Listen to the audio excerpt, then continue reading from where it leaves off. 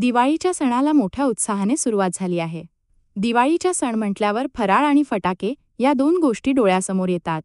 फटाके फोडणे हे लहान मुलांसह अनेकांना आवडते. मात्र महाराष्ट्रात एक गाव असे आहे ज्या ठिकाणी गेल्या 11 वर्षांपासून दिवाळी सणानिमित्त फटाके फोडले जात नाहीत.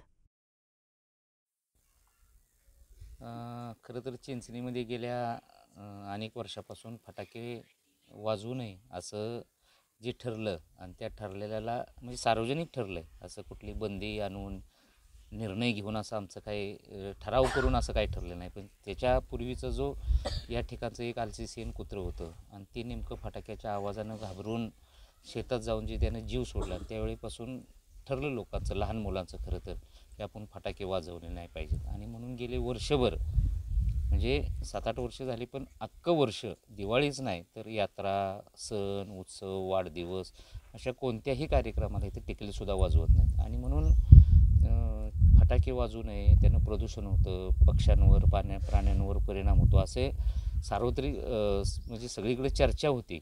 त्याच्या परिणामांविषयी चर्चा होती, त्यासाठी कायदे केले जातात. परंतु ह्या चर्चा फक्त चर्चाच राहतात, त्याची अंमलबजावणी होताना दिसत नाही.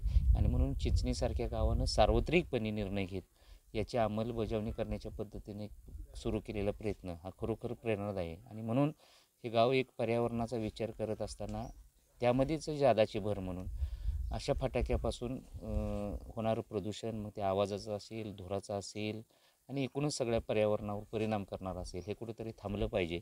आणि म्हणून ह्या गावानं सामूहिकपणे घेतलेला हा निर्णय, हा कुठंतरी लादलेला निर्णय आणि गेल्या 7-8 वर्षानंतर तो निर्णय आत्ता म्हणजे बऱ्यापैकी सगळीजणं प्रत्यक्षपणे राबवून हा त्याला प्रतिसाद देत आहेत. हेच खरं ह्या गावाचं सामूहिक सार्वत्रिकपणाचं वैशिष्ट्य आहे.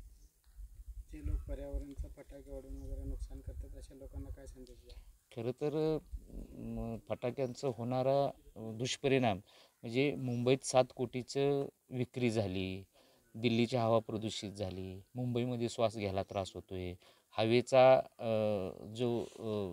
त्याचा जो अंक आहे तो कमी झाला आहे. अशा ज्या पद्धतीनं बातम्या येतात, ज्या पद्धतीनं चर्चा होतात, लेख येतात, पण त्याच्या उपाययोजनांच्या बाबतीत मात्र काही होताना दिसत नाही. म्हणून हे कायदा करून थांबणार नाही. तर हे लोकांनी ह्याला आता समजून घेऊन हे कसं विनाशकारी आहे, कसं हे पर्यावरणाला धोका करणार आहे, कसं हे मानवी शरीराला धोका करणार आहे, ह्याचा विचार केला पाहिजे. आणि उत्स्फूर्तपणे लोकांनी हे थांबवलं पाहिजे. टप्प्याटप्प्यानं कमी करत थांबवण्याकडे गेलं पाहिजे.